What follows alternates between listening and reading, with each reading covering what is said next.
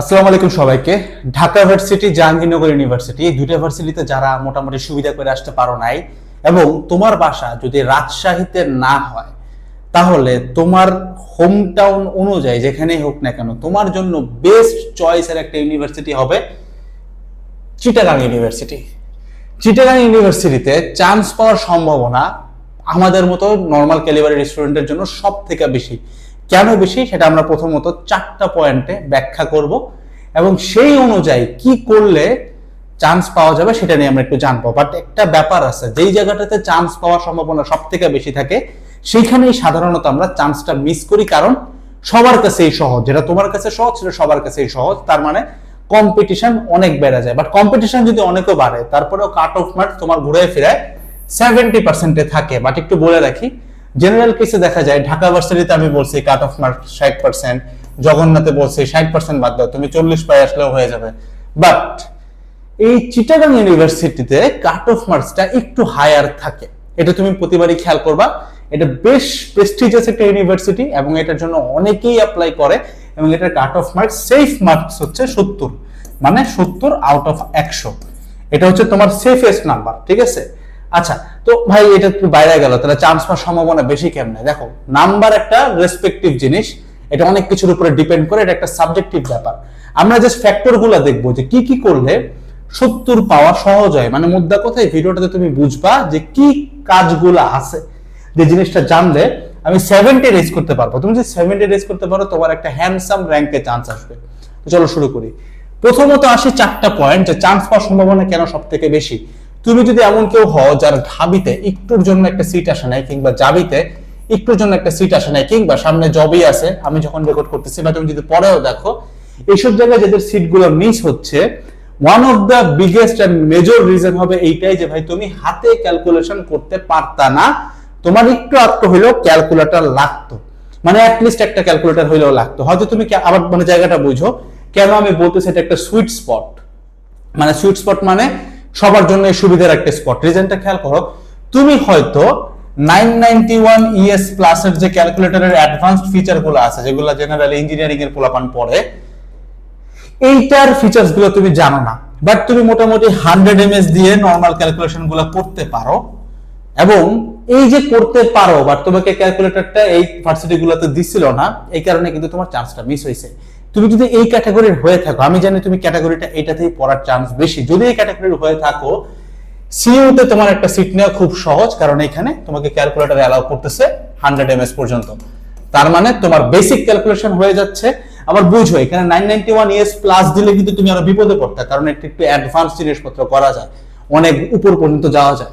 যেহেতু দিচ্ছে না, তার মানে ইঞ্জিনিয়ারিং এর পোলাপান আশাও কিন্তু তোমাকে খুব একটা পিছিয়ে ফেলাই দিবে এরকম ঘটনাটা ঘটবে না। বুঝতে পারছো? তোমার জন্য সুইট স্পট এটা।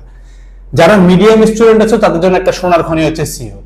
প্রথম রিজন হচ্ছে তোমরা যারা হাতে ক্যালকুলেশন পারতা না, এন্ড অলসো খুব বেশি অ্যাডভান্সড ক্যালকুলেশনও পারতা না, 991 ES প্লাস বা সিডব্লিউ দিয়ে 100 mS যারা চালাতে পারো, তোমাদের জন্য এটা একটা পুরো লিটারালি সোনার খনি।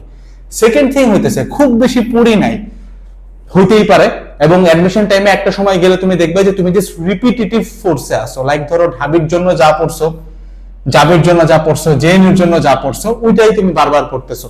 এরকম ক্যাটাগরির স্টুডেন্ট তোমরা যারা আসো, তোমাদের জন্য এই জায়গাটাতে একটা সিট নেওয়া খুব সহজ। কিভাবে সহজ আমি সামনে আসতেছি। থার্ড থিং হচ্ছে বায়োলজি পারি না।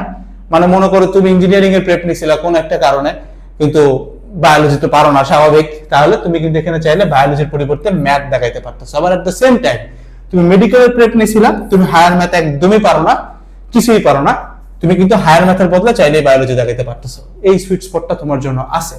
ফোর্থ থিং হচ্ছে বাংলা অথবা ইংলিশ আছে। জেনারেলি জেনারিক গাইডলাইন ভিডিও থেকে শুরু করে নর্মাল স্টুডেন্টদের মাথার মধ্যে একটা জিনিস আছে, এটা আমাকে একটু প্যারা দিছে তাই আমি বলতেছি, যে ভাই বাংলা ইংলিশ আছে, ঢাবি বলেন, জাবি বলেন, জবি বলেন, কোন জায়গাতেই বাংলা ইংলিশ অ্যান্সার করা ম্যান্ডেটরি না। বাট সিইউ তে বাংলাতে আছে 10, ইংলিশে আছে হচ্ছে 15। বাংলায় পাস করতে হবে মিনিমাম 3 নাম্বার পায়া, এবং ইংলিশে মিনিমাম 4 নাম্বার লাগবে। বাট অন্যান্য ফিজিক্স, কেমিস্ট্রি, ম্যাথ, বায়োলজিতে আলাদা করে পাস করার কিছু নাই। টোটাল 100 নাম্বারের পরীক্ষাতে আমরা 40 পাইলেই পাস হয়ে যাচ্ছে। বাট আপনি বললেন যে বাংলা ইংলিশ থাকার কারণে আপনার চান্স পাওয়াটা সহজ হবে, বাট এটা কিভাবে সম্ভব? বরং এটা তারা কঠিন করতেছে। ফ্যাক্টর হচ্ছে এটা কঠিন করতেছে না, এটা সহজ করতেছে। কেমন একটু খেলাটা বুঝি। আমি বললাম 70 পাইলে চান্স 100-তে। এবং তুমি যদি নিজেকে একটা প্রশ্ন করো, আমি আসলে কতটুকু ক্যালিবারের, তুমি একদম ক্লিয়ারলি জানো যে তুমি অনেক হাই ক্যালিবারের হইতে পারো, মিড ক্যালিবারের হইতে পারো, তুমি যেই ক্যালিবারের হও না কেন, তুমি একটা জিনিস খেয়াল করলে দেখবা পরীক্ষায় তোমার টার্গেট যদি থাকে যে আমি 95টা উত্তর করে আসবো, তখন দেখা যায় যে 95টা উত্তর হয়ই নাই, তার উপরে আমি নাম্বার পায়ে বসে আছি 45 আউট অফ 100। এই ঘটনা তুমি বেশ কয়েকবার ঘটাইছো। তো তুমি অনেক বেশি দাগাবো এই টার্গেটটা করা কিন্তু ম্যাক্সিমাম পাবলিকের একটা ভুল থাকে। এবং তুমি অনেক ভাইয়াকেই দেখবা যে তারা এই কথাটা বলে যে আমি অনেক বেশি উত্তর করছি দেখে আমার চান্স হয় নাই অথবা র্যাঙ্ক পিছিয়ে আসছে, এই কথাটা বলে। তার মানে খুব বড় টার্গেট রাখা দরকার নেই। তুমি 70 বলছো, তুমি ধরো টার্গেট রাখো 80 আউট অফ 100। তুমি যদি 80ও দাগাইতে চাও, তুমি ফিজিক্স কেমিস্ট্রি ম্যাথ যদি শুধুমাত্র ভার্সিটি আবারও বলতেছি একটু ক্লিয়ারলি বুঝো, ভার্সিটি এ ইউনিটের যে কোশ্চেন ব্যাংক, যেটার উপরে আমরা 1 ঘন্টার ক্লাসগুলো করাই, এই ভার্সিটি এ ইউনিটের কোশ্চেন ব্যাংক তুমি যদি শেষ করে যাও তোমার ফিজিক্স কেমিস্ট্রি ম্যাথে অথবা বায়োলজিতে, আমি তোমাকে গ্যারান্টি দিয়ে বলতেছি এখানে যে তোমার 3-25-এ 75 নাম্বার আছে, এখান থেকে তোমার 70 রেজ করা ইজ লিটারালি নাথিং। এইখান থেকে মানে মোটামুটি 90% এর কাছে তুমি কমন পাবে। আমি আমারও বলতেছি ভার্সিটি ক থেকে, এই জন্য বললাম যেখানে এই লেভেলে কোশ্চেন ব্যাংক থেকে কমন আসে। এবার খেয়াল করো, তুমি যদি কোশ্চেন ব্যাংক থেকে এই পরিমাণ কমন ফেলায় দাও, ইংলিশে কিন্তু তোমার 25-এর মধ্যে মানে বাংলা ইংলিশ মিলায় 5 থেকে 10 নাম্বার লাগতেছে। মেইন প্লট হোলটা এখানে, যদি ভিডিও দেখে ফেলায় কেউ তাহলে তো ও এটা জানা গেছে, আম সরি, আমি তোমাকে গোপন আলাদাভাবে এসে জানানোর সুযোগ নাই। বাট যারা দেখবে না, সবাই দেখবে না, স্বাভাবিক, আমার এত রিচ না। তুমি যদি ফ্রেন্ডদের ভালো চাও জানাই দিও। জেনারেল পাবলিক যখন এই বাংলা ইংলিশ মিলায় 25 টার্গেট করবে এবং সে 25-এর জন্য দিন রাত পড়াশোনা করবে, দিন রাত লিটারালি, ওর হাতে তত টাইম নাই। খেয়াল করলে দেখবা বাংলা ইংলিশ থেকে যে প্রশ্ন আসে এটা তুমি মোটামুটি না পড়লেও পারবা। একটু কথাটা বুঝো কেন পারবা। বাংলাতে যে ব্যাকরণের জিনিসপত্রগুলো আছে, তুমি বেশি না, জাস্ট 4 থেকে 5টা বছরের প্রশ্ন উল্টায় যাও, চবির প্রশ্ন, জাস্ট চবির 4 থেকে 5টা বছরের প্রশ্ন উল্টায় গেলে তুমি দেখবা বাংলা পারতেছো। Same goes for English. আমি তোমাকে বলছি যে ফিজিক্স কেমিস্ট্রি ম্যাথের জন্য তোমাকে মোটামুটি 15 থেকে 20 বছরের প্রশ্ন দেখতে হবে। On the other hand Bangla ইংলিশের জন্য জাস্ট 5 বছর দেখলেই হবে। এই জায়গাটাতেই মেইন গ্লিচ।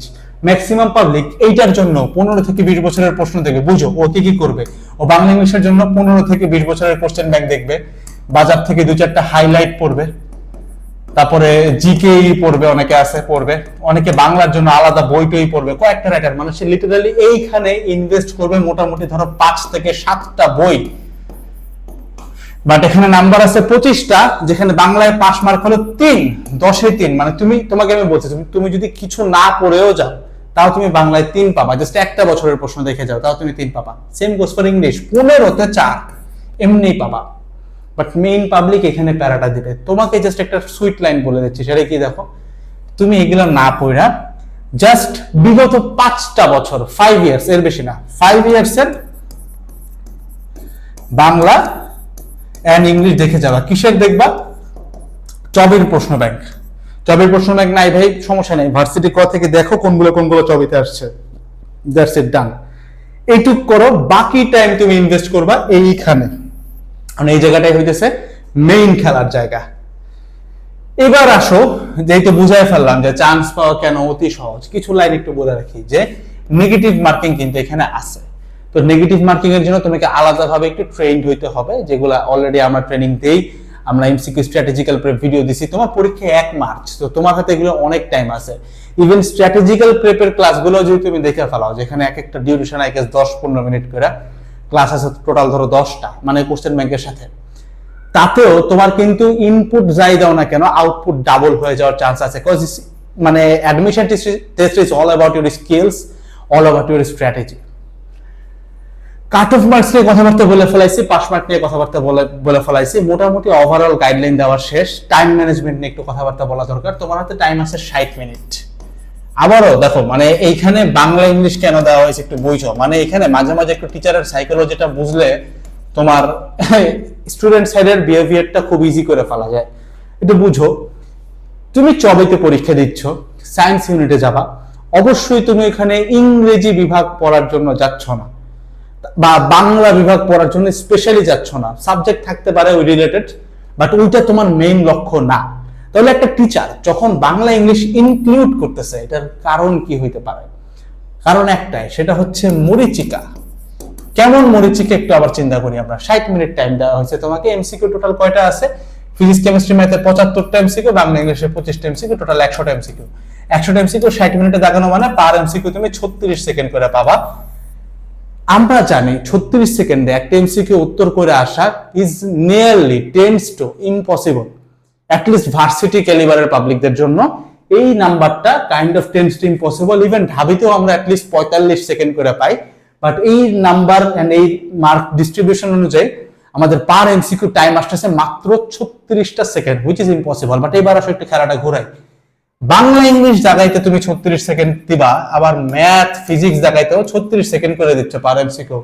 এটা কি ইভেন হচ্ছে? হচ্ছে না কিন্তু। তার মানে তুমি যদি এই বাংলা ইংলিশের 25টা এমসিকিউ মোটামুটি 5 মিনিটে দেখাইতে পারো, দেখো 5 মিনিটের বেশি লাগবে না, কারণ এগুলো মুখস্থ উত্তর, এখানে কোনো ম্যাথের কিছু নাই। পারছি পারি নাই শেষ। তোমার টার্গেট বাংলা ইংলিশে 25 আছে, 25-এর মধ্যে আমি যে কয়টা পারি, আমি 10 প্লাস করলেই আমার হয়ে গেছে শেষ। More than enough. 5 বছরের প্রশ্ন ব্যাংক দেখে যাবো, চবের এমনি 10টা এসে পড়বে। আমি আবারও বলতেছি, লিখে দিলাম আসবে, এটা করলে তো হয়ে গেছে। আমি 5 মিনিটে 10টা এমসিকিউ বাংলা ইংলিশের দেখাইতে কারোই সময় লাগে না। তোমার থেকে বাজে স্টুডেন্ট এই কাজটা করে আসবে। তুমি যখন 5 মিনিটে শেষ করে দিছো, তোমার হাতে লিটারালি 55 মিনিট আছে। এখন তুমি এমসিকিউ দেখাবা কয়টা? 75টা, যার মধ্যে কেমিস্ট্রি আছে 25টা। তুমি জানো যে কেমিস্ট্রি একটু থিওরিটিক্যাল প্রশ্ন আসে, তো 25টা চাইলে কিন্তু তুমি 20 মিনিটে বা 15 মিনিটে শেষ করতে পারো। 15 মিনিটে শেষ করলে গেছে 5 মিনিট বাংলা ইংলিশে, এখানে গেল 15 মিনিট, তাহলে চলে গেল 20 মিনিট, হাতে আছে 40 মিনিট।